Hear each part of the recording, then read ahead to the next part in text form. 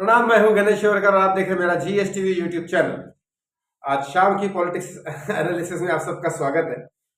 हंसी इस बात की आ रही है क्योंकि आपको जो देखना चाहिए आप लोगों को वो देखते नहीं है और अननेसेसरी की चीजें देखती है मैं, क्योंकि जो चीजें सच नहीं है उसको सिर्फ एक वीडियो बना के कुछ कंटिन्यूटी रखनी है इसलिए लोग बना रहे। थोड़ी सी मेहनत करेंगे और सही में एक बात बताइए, सही में क्या बॉलीवुड के लोग अभी बीच में टांग अड़ा सकते हैं? नहीं, उनको जो करना था वो कर चुके। अब उनकी बर्बादी वो उनके हाथों ही हो रही है। लेकिन इस केस में अगर कोई टांग अड़ा सकता है और इस केस में क्या हो रहा है अगर ये समझना है तो पॉलिटिक्स और स्पेशली इन महाराष्ट्र ये ज्यादा जरूरी है, क्योंकि यही लोग तो अपोज कर रहे थे। बॉलीवुड के लोग तो सिर्फ बोल रहे थे कि कुछ बोले नहीं, राइट। किसी ने सीबीआई मत दो ऐसा तो नहीं बोला, लेकिन महाराष्ट्र की सरकार बोल रही थी सीबीआई नहीं चाहिए, ईडी नहीं चाहिए, ये सब बोल रहे थे। उसके आप जानते हो कंगना का घर तोड़ने के पीछे रीजन मेन ये था, कंगना कोई पर्सनल दुश्मनी थोड़ी थी कंगना से, उनकी घर तोड़ने का रीजन था और कोई बॉलीवुड का लोग सामने ना आ जाए, क्योंकि फिर उनके फॉन फॉलोइंग और बड़ी चीज बन जाती है कब कोई स्टार किसी के लिए बोलता है। तो ये सब चीजें थी, इसके लिए ये सब अपोजिट क्यों गई सरकार। और दूसरी चीजें बहुत सारी चीजें हमारे सामने आई, उस हिसाब से महाराष्ट्र की पॉलिटिक्स में झांकना और उस हिसाब से ये करना जरूरी है। मैं इसलिए बोल रहा हूँ कि बाकी सारी वीडियोस से कोई मतलब नहीं बनता है निकालने का। दूसरे रास्तों पे आप भटक रहे हो, किसने किसके ऊपर केस किया, क्या हो रहा है क्या नहीं हो रहा है, समीर वानखेड़े क्या कर रहे हैं, एनसीबी क्या कर रही है, इस पे मैं बार बार ध्यान ही नहीं देता हूँ। मैं ध्यान देता हूँ सीबीआई और वाई सीबीआई इन्वेस्टिगेशन में इंटरफेयर कौन कर सकता है और क्यों कर सकता है, ये चीजें सामने लाना जरूरी है। पॉलिटिकल एनालिसिस इसलिए होता है कि वाकई में सुशांत केस में जितने भी लोगों ने अड़ंगा बनाया था उनके ऊपर नजर रखो, ताकि वो कहाँ कहाँ से क्या क्या कर रहे हैं, और जिन लोगों ने सपोर्ट किया था बीजेपी ताकि उन लोगों के भी ऊपर नजर रखो ताकि वो आपस में मिलने के क्या संकेत दिखाई दे क्या नहीं दिखाई दे रहे, वो मैं आपको बता देता हूँ पॉलिटिकल एनालिसिस। अब इसीलिए मैं स्टार्टिंग में यही कहा कि आप जो लोग देखना चाहते हो वो लोग आप देखते नहीं हो, दूसरी चीजें देखते हो। उद्धव ठाकरे की सर्जरी हुई थी, स्पाइन सर्जरी, उसके बाद बाला साहेब ठाकरे के जन्मदिन के दिन वो अपने चैनल पे गए थे, एक यूट्यूब चैनल पे, और वहां पे उन्होंने अपने शिवसैनिकों को बोला, क्या बोला उन्होंने, एक बहुत बड़ी बात बोली जो आपको पता भी नहीं होगी, क्योंकि आप दूसरे वीडियोस देखते हो, जो मेन चीजें वो देख नहीं सकते, देखते नहीं, आपको समझ में नहीं आ रही चीजें। उन्होंने कहा था कि मेरे शिवसैनिकों के लिए, उनके अपने उम्मीदवार वगैरह जो भी कार्यकर्ता वगैरह उनके लिए, कि मेरे शिवसैनिकों बंगाल में जैसी वो शेरनी लड़ी थी, बंगाल की जो शेरनी ममता बनर्जी के बारे में बात कर रही है, बंगाल में जैसी वो शेरनी लड़ी थी वैसे आप शिवसैनिक को लड़ो। इसके पीछे बहुत बड़ा डिफरेंस है। मैं यहां से बात आदित्य ठाकरे क्यों नहीं वर्ली से क्यों लड़ा है, दादर और बाकी चीजों से नहीं लड़ा है, इसका रीजन भी बताता हूँ, और किस केस ये अपने केस से कैसे कनेक्टेड है वो भी बताता हूँ। सब्र करो। ये बोला था उन्होंने, बाला साहब ठाकरे जब थे तब बोलते थे ये मेरा शेर है, ये मेरा शेर है, ये मेरा शेर है।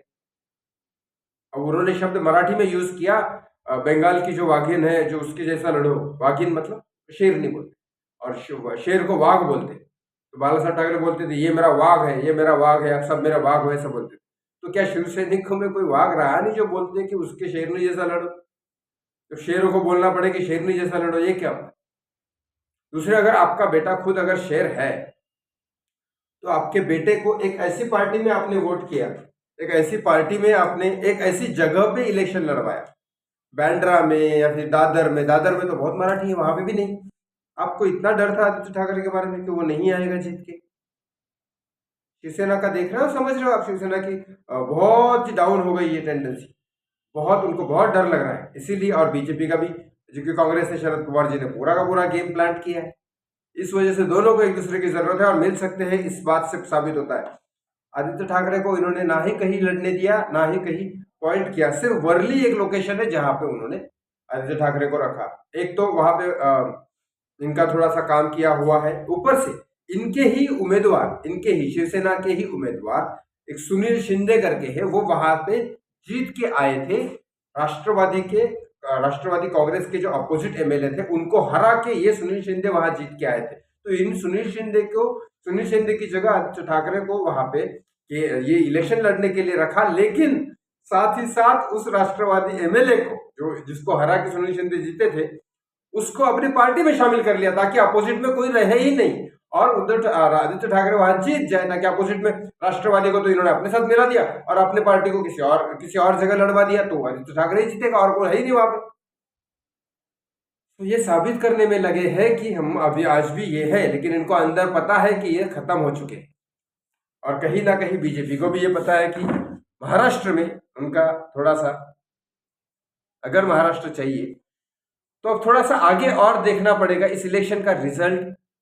बीएमसी इलेक्शन जो है उसका बहुत ज्यादा प्रभाव शिवसेना के ऊपर जरूर पड़ता है, क्योंकि बहुत सारी ऐसी चीजें हैं मुंबई में, ठाणे में, मीरा रोड वगैरह, इस तरह मुंबई के जो एरिया है, बहुत सारी ऐसी जगह है जहाँ पे बहुत ज्यादा फंडिंग बीएमसी के थ्रू होती है। अब ये बीएमसी इलेक्शंस और बाकी विधान इलेक्शंस और ये सब चीजों का रिजल्ट क्या निकलता है, उस हिसाब से 2024 के इलेक्शन में किसकी युति किसके साथ होगी ये डिसाइड किया जाएगा।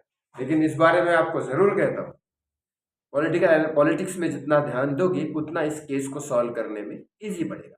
बाकी लोग इस बारे में नहीं बोलेंगे क्योंकि वो नहीं बोलना चाहते, उनको पता है ऑब्जेक्शन आ सकता है। लेकिन मैं जो बोलता हूँ वो बात कुछ मराठी पत्रकारों के निर्देश में, उनको पूछ के और उनके पास सबूत होके उनसे जानकारी लेके बोलता हूँ। सो ये बात नहीं हो सकती, लेकिन हाँ थोड़ी मेहनत करनी पड़ती है और आपको ये सोचना पड़ेगा, समझना पड़ेगा कि don't divert. I am always concentrating on the Sushant Singh Rajput case, और मैंने हमेशा आपको यही कहा है कि don't divert yourself, because if you divert to NCB, to Bollywood और anyone anything, so you divert the Sushant Singh Rajput case. Always concentrating on अभी हो क्या रहा है। जिन लोगों ने हमें सपोर्ट किया था जो पावर में थे बीजेपी, एंड जिन लोगों ने हमें अपोज किया था जो पावर में है शिवसेना एंड सम राष्ट्रवाद, कुछ नेता कांग्रेस के, कुछ नेता सिर्फ, वो इन दोनों पे ध्यान दो, क्योंकि यही तो, अगर अपोजिशन और साथी मिल गए तो फिर ऑफ कोर्स केस खत्म। इसीलिए दूसरे केस की तरफ ध्यान देने से बेटर है पॉलिटिक्स पे ध्यान दो, और इस बारे में और कोई नहीं बोलेगा, मैं आपको बोल रहा हूं इस बारे में कोई और नहीं बोलेगा। चलिए ऐसे ही मेरे साथ बने रहिए और देखते रहिए पॉलिटिकल एनालिसिस। इसमें आपको जितना हो सके मैं केस से रिलेटेड बताऊंगा, और ये अगर आप देखते रहोगे तो आगे जाके क्या कर सकते हैं हम लोग वो ज़रूर बताएं। Thank you so much.